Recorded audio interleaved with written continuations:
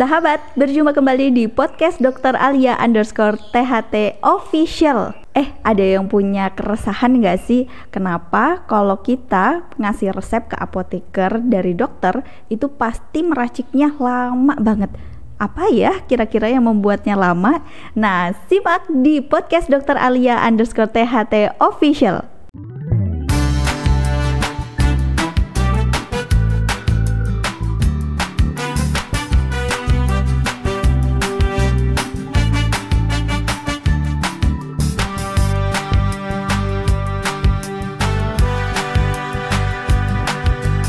Assalamualaikum warahmatullahi wabarakatuh. Sahabat, gimana kabarnya? Ada yang punya masalah nih biasanya di dalam hati, grundel gitu ya. Ini kok ngeracik obat lama banget sih?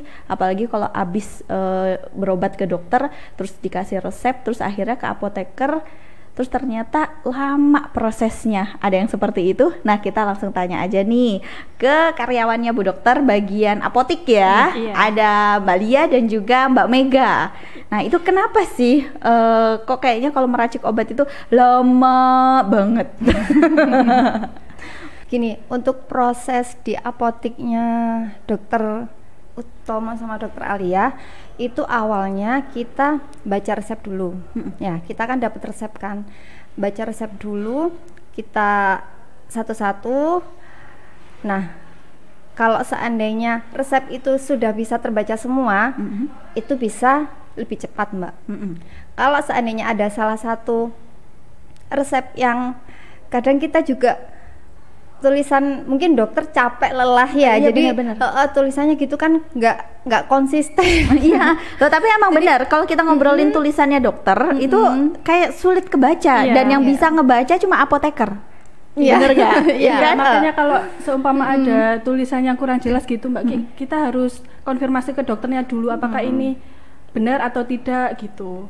Jadi nggak langsung nggak langsung memutuskan kalau ini obat ini nggak bisa kira-kira gitu. Oh iya juga sih, karena kan saya juga misalkan berobat ke dokter manapun, kalau misalkan ini ditebus di apotik A gitu, ngelihat resepnya saya nggak bisa baca sama sekali, meskipun isinya mungkin paracetamol gitu ya, mungkin gitu. Kadang dari apotik satu apotik lain juga nggak bakalan ngerti. Oh gitu. Tulisan salah satu dokter nggak bakalan langsung ngerti. Kadang juga masih tanya. Kalau ada yang satu pasien nebus di apotik luar nih ya, kadang mereka juga masih konfirmasi tanya juga gitu. Oh, jadi ada yang kenal gitu ya. Oh ya, apoteker sama apoteker ini saling konfirmasi gitu ya. Ini benar nggak ini gitu ya? Obatnya ini betul kak gitu. Oh oke. Itu tahap satu dari mulai membaca ya. Dari mulai membaca udah melihat gitu. Ini kalau misalkan ada yang bingung kayak nggak bisa diterawang nih gitu, nggak bisa langsung konfirmasi ke dokternya yang menulis resep. Syukur-syukur alhamdulillah kalau dokternya lagi pasiennya nggak begitu rame bisa langsung fast respon.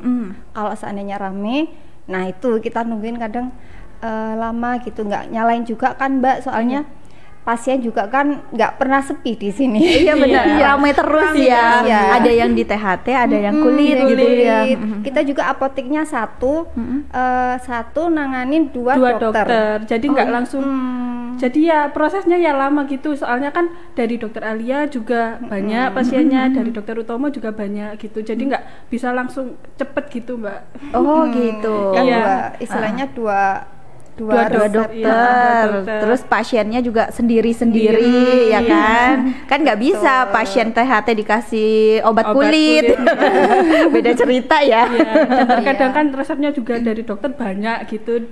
Bukan satu obat aja, berapa macam gitu. Oke, itu ya tahapnya dari mulai membaca, terus kemudian kalau misalkan kita ada yang nggak tahu gitu, terus kan menunggu konfirmasi dari dokter gitu ya. Terutama ini kan kita ngebahas tentang di apotik milis ya. Nah, khususnya seperti itu gitu.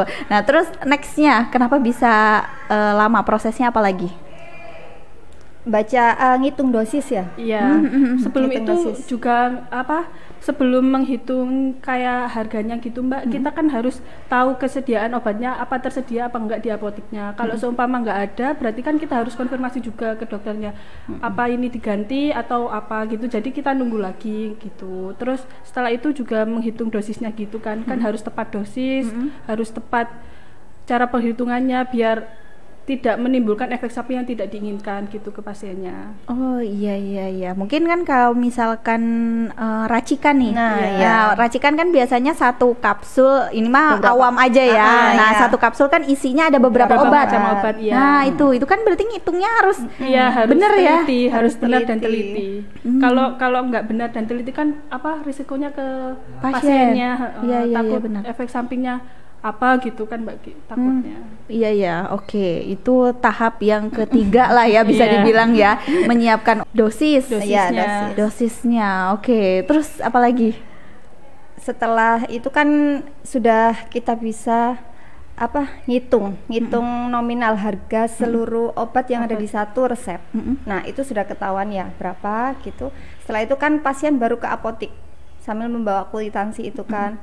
Nah, setelah di apotik itu baru bisa diproses. Takutnya kan kalau setelah harga keluar kita langsung proses, takutnya sama pasien nggak ditebus.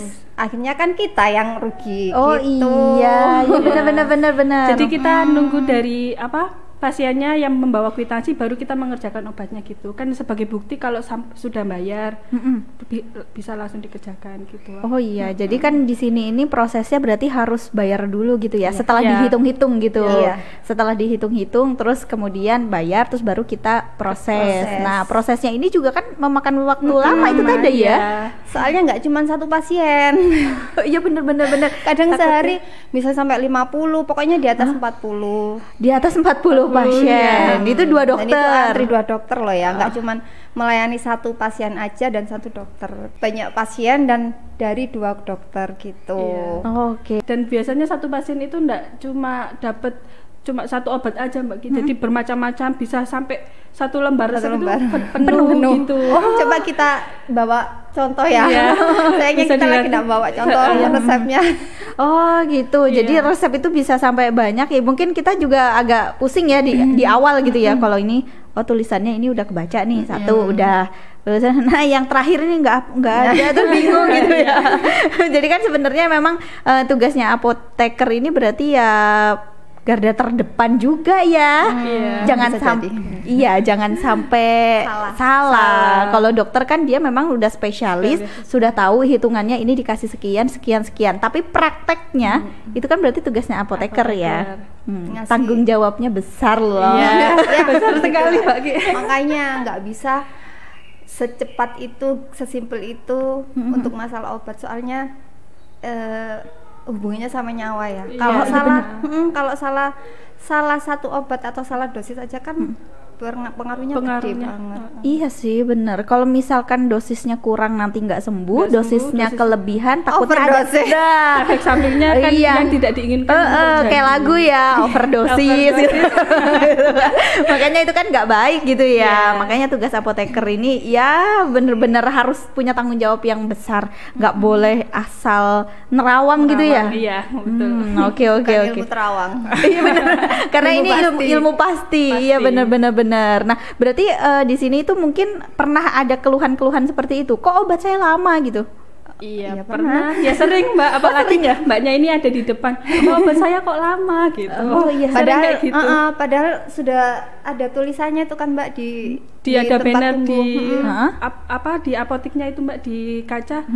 Meracik itu membutuhkan waktu, ketelitian, kesabaran gitu. Sudah ada bannernya tapi tetap aja pasiennya. Oh, karena kan pasiennya sakit, Iya, pengen kan cepet-cepet pengen pulang gitu Kita tuh. kan juga nggak pengen pasiennya nunggu lama, tapi ya mau gimana lagi. Iya sih, Emang bener. prosesnya memang butuh waktu yang lama. Oh, oke. Kalau di apotek sini pernah nggak menerima resep dari luar? Dari dokter luar pernah juga Pernah, ya. ya. Iya. Pernah tapi nggak serumit maksudnya nggak serumit itu nggak sampai racikan gitu, Oh, cuma ya, obat cuma- jadi aja. iya. Oh, jadi cuma kasih merek ini atau Iya, nama obat nama ya? obat. Kan kadang merek itu beda-beda, tapi kandungannya sama, Sama, gitu ya. ya. Oh, jadi nggak begitu rumit ya? Karena kan kalau spesialis ini kan pasti ya emang racikan, Iya, karena heeh. obatnya ini kan mahal ya. Ya. Ya bener kan, bener kan? Iya, nggak ada yang murah. Nah, tuh bener kan? Karena dokter spesialis sih ya. Jadi obatnya juga bukan yang hanya sekedar Abal-abal. abal-abal gitu ya, Iya. yang atau dijual di apotek bebas yang bisa Iya, kapan aja kapan beli gitu. Nggak bisa ya. Jadi harus dengan resep dokter. Betul Iya, sekali. Betul. Jadi ini edukasinya harus bersabar gitu ya para sahabat yang mungkin berobat ke dokter Alia ataupun juga dokter Utomo, karena mbak-mbak ini juga melalui proses yang Iya, banyak, iya. dari mulai membaca, Menghitung. menghitung dosis, juga menghitung harga, Harga, ya. iya. Jangan sampai obatnya sekian kita kasih harganya sekian gitu. Nanti laporannya bingung. Nanti kita yang rugi. Nah, gitu. Nanti ini kok kemana, ini kemana gitu. Iya. Padahal ternyata ada slipnya gitu ya. Pernah nggak sih ada kejadian gitu? Harganya itu terlalu mahal atau terlalu murah dikasihnya karena ada kesalahan. Kan kadang kita manusia ya nggak sempurna dong. Alhamdulillah enggak sih kalau salah harga enggak. Oke, alhamdulillah. Cuman kadang kayak obat yang kurang gitu, jadi kita harus ganti ke obat yang lain, tapi isinya sama. Isinya gitu. sama, cuma ya itu kembali ke merek lagi ya. Iya. Ya karena kan beda merek, Akhirnya kan beda harga. beda harga. Iya bener beda. Ya kayak susu formula ataupun yang lain sebagainya lah, yang mungkin kandungannya sama cuma beda merek doang gitu ya. Oke deh, makasih banyak ya Mbak atas sharingnya. Seru loh ini, soalnya ini kan keresahan bagi masyarakat Iya. juga gitu ya. Ini kenapa sih kalau racikan pasti lama? Jadi pasti kebanyakan orang-orang ini muter-muter dulu Iya. atau ditinggal pulang dulu gitu. Nggak apa-apa ya sebenarnya ditinggal pulang ya. Nggak apa-apa. Nggak apa-apa sih, cuman kadang yang keluh kesah kita juga yang dari pasien yang dari rumah sakit itu loh Mbak. Kan dokter selain di sini Praktek di prakteknya Milis, juga di rumah sakit juga kan.